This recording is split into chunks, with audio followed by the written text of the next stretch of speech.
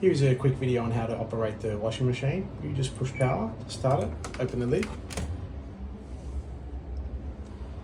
throw some powder on the bottom, a little bit of fabric softener in the tray, close the tray, close the lid, push play. Let it fill up with a little bit of water to dissolve the powder.